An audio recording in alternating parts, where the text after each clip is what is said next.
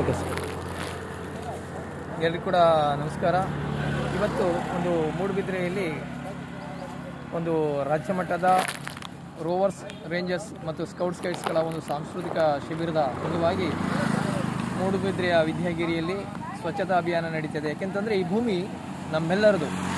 ಈ ಮಣ್ಣಿನ ಫಲವತ್ತತೆಯನ್ನು ಉಳಿಸುವ ಜವಾಬ್ದಾರಿ ನಮ್ಮೆಲ್ಲರದು. ಈ ಭೂಮಿ ಮನುಷ್ಯನಿಂದ ಮಾತ್ರ ಹಾಳಾಗ್ತಾ ಇದೆ. ಯಾಕೆಂತಂದರೆ ನಮ್ಮ ಪೂರ್ವಿಕರು ಎಲ್ಲರೂ ಕೂಡ ಈ ಭೂಮಿಯನ್ನು ದೇವರು ಅಂತ ಪೂಜಿಸ್ತಾ ಇದ್ರು, ಗೌರವಿಸ್ತಾ ಇದ್ರು.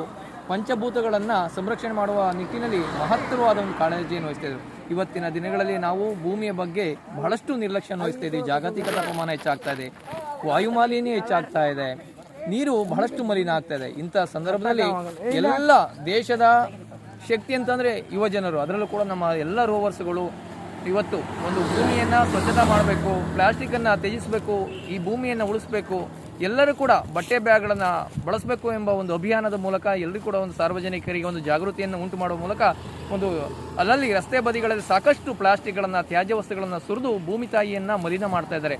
ಭೂಮಿ ಆರೋಗ್ಯವಾಗಿದ್ದರೆ ನಮ್ಮ ಹೊಟ್ಟೆ ಹೇಗೆ ಆರೋಗ್ಯವಾಗಿರುತ್ತೋ ಹಾಗೆ ನಾವು ಕೂಡ ಆರೋಗ್ಯವಾಗಿರ್ತೀವಿ.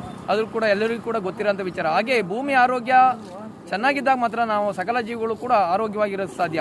ಆ ನಿಟ್ಟಿನಲ್ಲಿ ಸಕಲ ಜೀವಿಗಳು ಆರೋಗ್ಯ ಚೆನ್ನಾಗಿರಬೇಕು ಅಂತಂದರೆ ಈ ಭೂಮಿಯ ಮಣ್ಣಿನ ಫಲವತ್ತತೆ, ಮಣ್ಣಿನ ಕಣಗಳಲ್ಲಿ ಇರತಕ್ಕಂಥ ಸೂಕ್ಷ್ಮಾಣು ಜೀವಿಗಳು ಇರ್ಬೋದು, ಮಣ್ಣಿನ ಫಲವತ್ತತೆ ಉಳಿಬೇಕು. ಹಾಗಾಗಿ ಮುಂದಿನ ಪೀಳಿಗೆಗೆ ಅಥವಾ ನಾವು ಇರೋವಂಥ ಈ ದಿನಗಳಲ್ಲೂ ಕೂಡ ನಾವು ಈ ಭೂಮಿಯ ರಕ್ಷಣೆಗೆ ಕಂಕಣಬದ್ಧರಾಗಿ ದುಡಿಬೇಕು, ಪ್ಲಾಸ್ಟಿಕ್ಕನ್ನು ತ್ಯಜಿಸಬೇಕು, ಸರಳವಾದ ಬದುಕು ನಮ್ಮೆಲ್ಲರದು ಆಗಬೇಕು ಅಂತ ಎಲ್ಲರಲ್ಲೂ ವಿನಂತಿ ಮಾಡ್ತಾ ಇದ್ದೇನೆ. ಯಾಕೆಂತಂದರೆ ಭಾರತ ಇರುವುದು ಒಂದೇ ಭೂಮಿ.